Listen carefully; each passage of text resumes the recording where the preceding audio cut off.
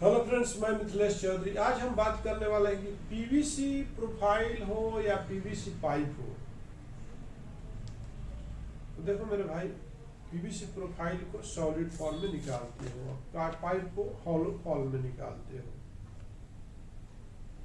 तो इसको बनाने के लिए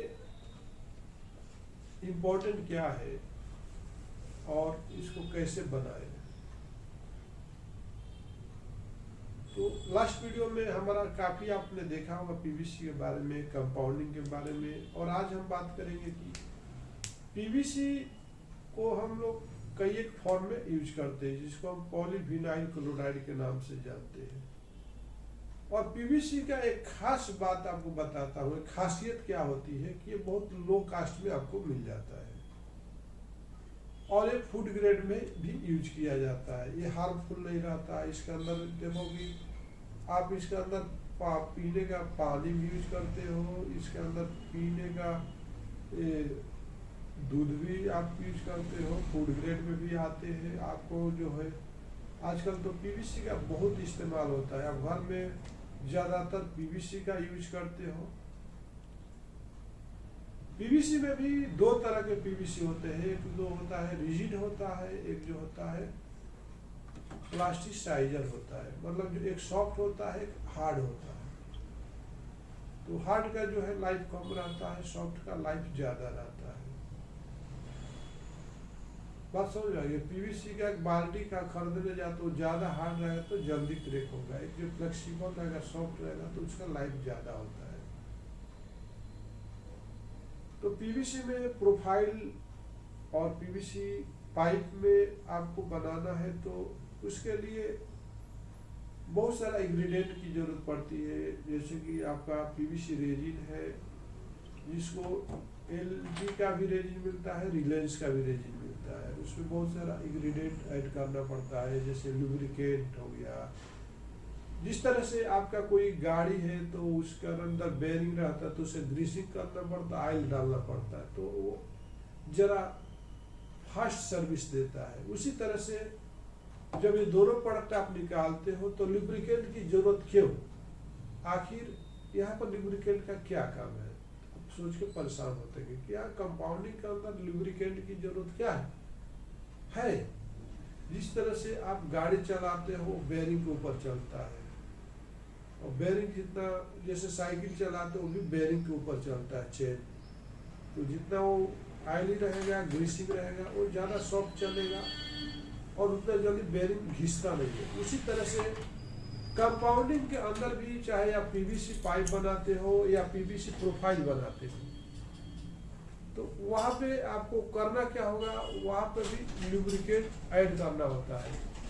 लुब्रिकेंट ऐड करने का मतलब है कि आपका जो है, जिस तरह से स्टीयरिक एसिड हो गया, वो भी इंटरनल और एक्सटर्नल दोनों का काम करता है। सीएस हो गया, वो भी इंटरनल और एक्सटर्नल का काम करता है, लुब्रिकेंट का काम करता है।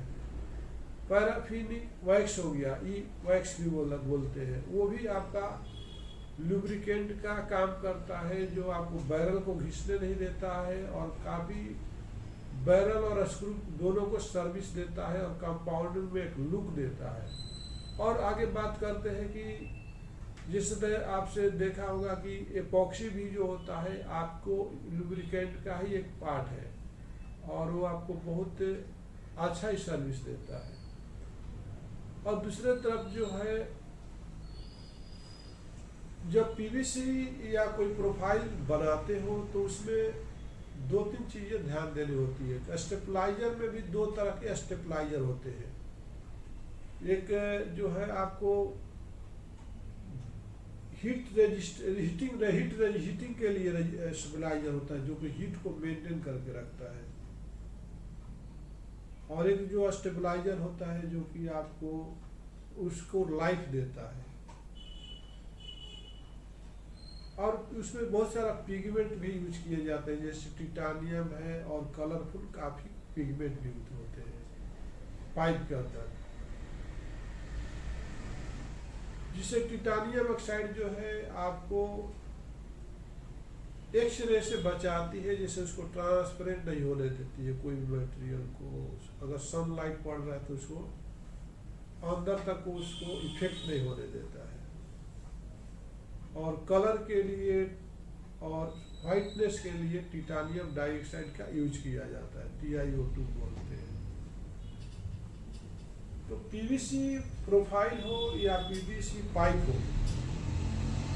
इसके लिए बहुत सारे कंपाउंड किए जाते हैं। जिस तरह से मान लीजिए कि आपको एक सीसी आता है कैल्शियम कार्बोनेट, जो अब जितना ज़्यादा आप उसको कंपाउंडिंग के अंदर ऐड करते जाओगे, उसका स्ट्रेंथ जो है एक लिमिट तक एक स्ट्रेंथ मेंटेन करता है, मैकेनिकल प्रॉपर्टी मेंटेन करता है, हार्डनेस मेंटेन करता है। जैसे उसका क्वांटिटी एक लिमिट से ज़्यादा होने लगता है तो वो पाइप का लाइफ और प्रोफाइल का लाइफ जो है उसमें क्रैकिंग होने लगता है और उसका डेंसिटी भी बहुत ज़्यादा हो जाता है।